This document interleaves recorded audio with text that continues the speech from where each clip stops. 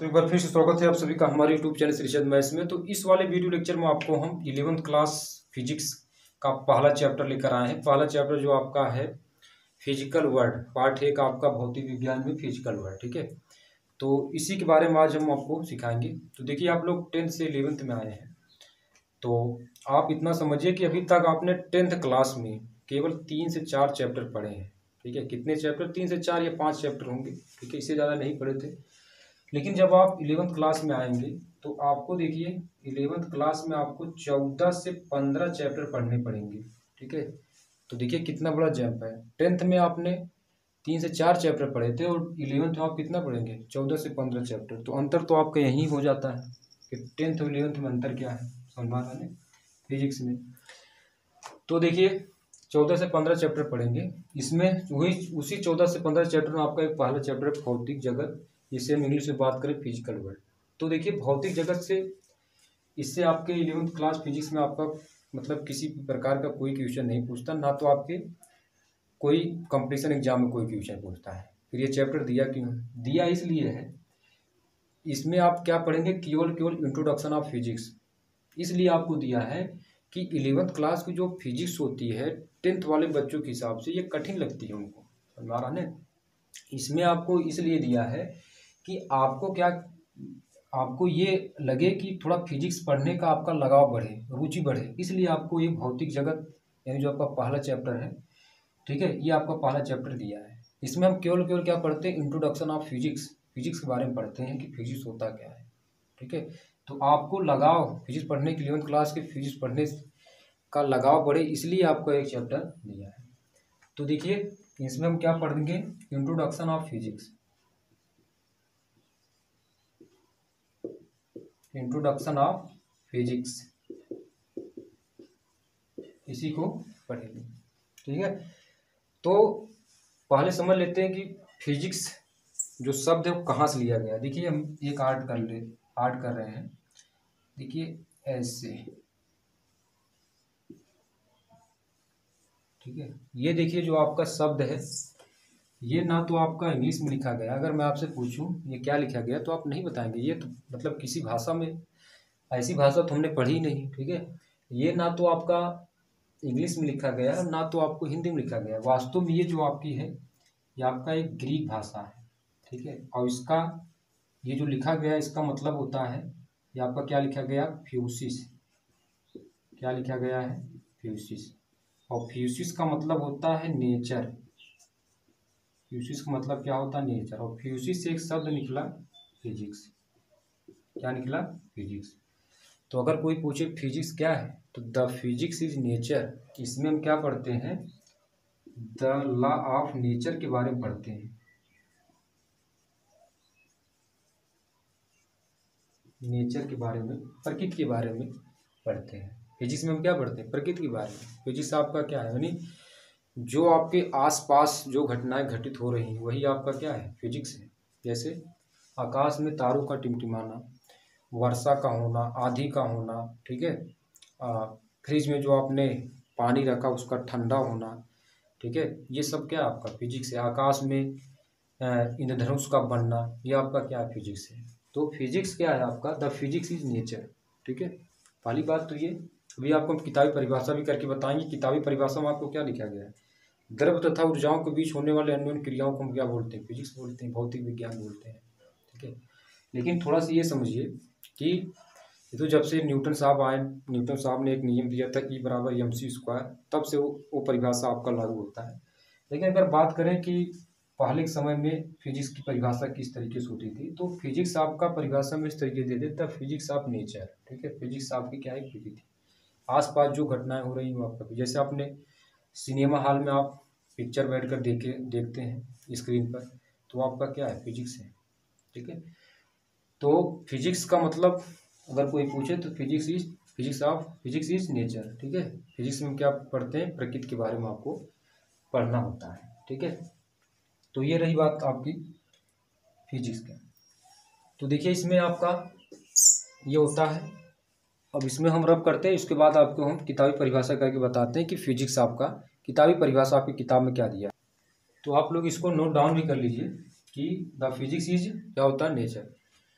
इसलिए आपको कहा गया कि जो फिजिक्स होता है, एक कहावत कही गई, the physics is king of science. Physics क्या होता है? विज्ञान का राजा होता है। और मैथमेटिक्स के लिए शब्द कहा गया द मैथमेटिक्स इज क्यून। तो जहाँ फिजिक्स है, ठीक है, जहाँ फिजिक्स है वहाँ आपका क्या है? मैथ। क्योंकि इसमें जो फिजिक्स में एक बहुत बड़ा पोर्शन होता है न्यूमेरिकल का। तो न्यूमेरिकल आप लगाएंगे तो उसमें आपका क्या होता है? मैथ का यूज होता है। अभी तक देखिए हमने जो 10th स्टैंडर्ड में जो पढ़ी है, जो हमने न्यूमेरिकल पढ़ा है, जैसे हमारे पास क्या होता था? इलेक्ट्रिसिटी का एक सूत्र होता है, आई बराबर क्या होता था? इलेक्ट्रिक करंट, विद्युत धारा का जो सूत्र होता था, आई बराबर हमने क्या पढ़ा था? क्यू अपान टी। ठीक है, इसमें हमने क्या पढ़ा था? कोई एक मान दिया है, ठीक है, कोई दो मान दिया है, तो हम क्या करते थे? किसी एक मान को हम निकाल लेते थे। ठीक है, कितना सरल मतलब न्यूमेरिकल हुआ करता था। लेकिन इसमें जो आपको न्यूमेरिकल होगा वो आपका क्या होगा? इससे कहीं ज़्यादा टफ होगा।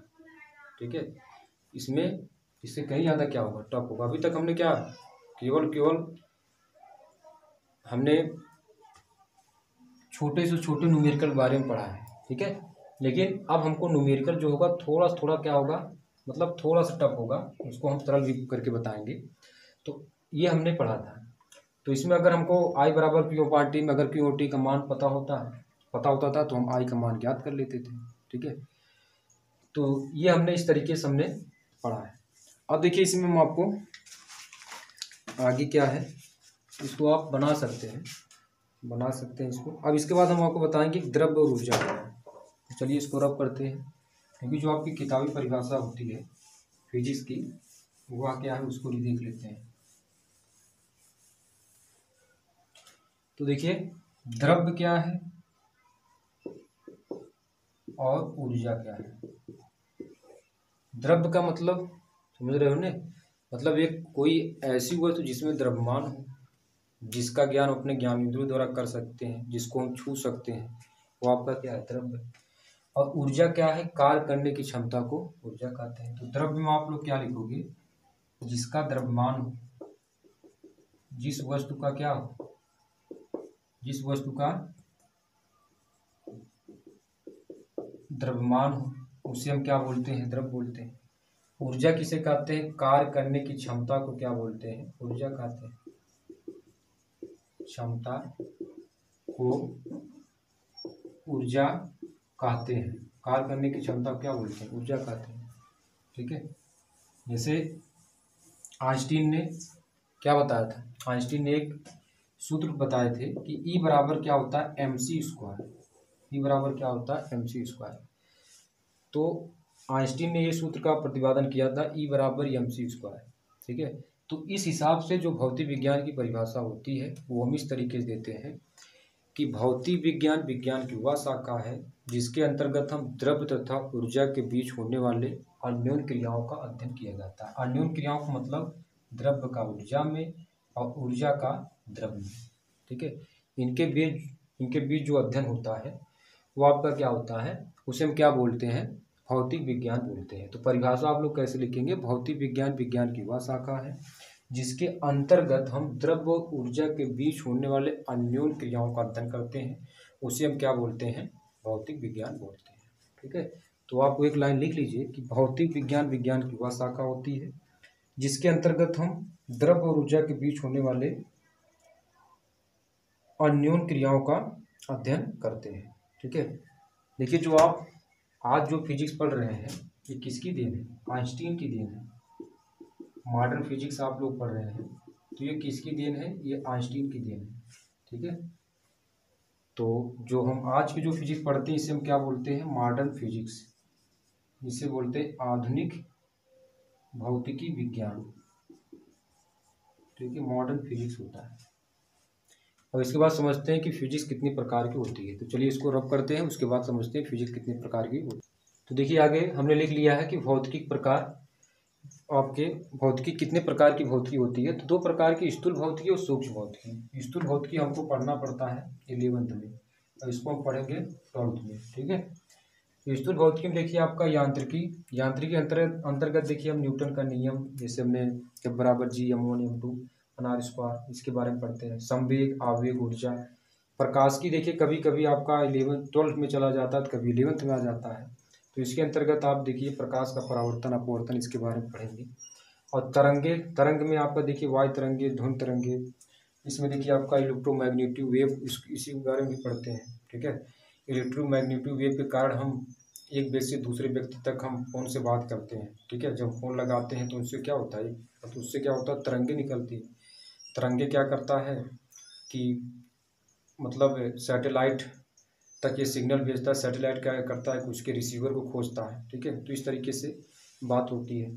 ऊष्मागतिकी में देखिए ताप, ऊष्मा और भाप इंजन के बारे में पढ़ते हैं। तो इसी मतलब देख लीजिए कि आपका इतने प्रकार के हम मतलब इतने प्रकार के यूनिट हम 11th क्लास में पढ़ते हैं। हमारा नहीं तो स्थूल भौतिकी को आप इंग्लिश में माइक्रोस्कोपिक फिजिक्स बोलेंगे और इसको माइक्रोस्कोपिक फिजिक्स बोलते हैं। ये माइक्रो है, ये माइक्रो है। ठीक है, इस तरीके से इसको हम इंट्रोडक्शन ऑफ फिजिक्स, इसमें कुल मिलाकर भौतिक जगत में आपको फिजिकल वर्ड केवल आपको इंट्रोडक्शन ऑफ फिजिक्स हमने आपको करके बता दिया है।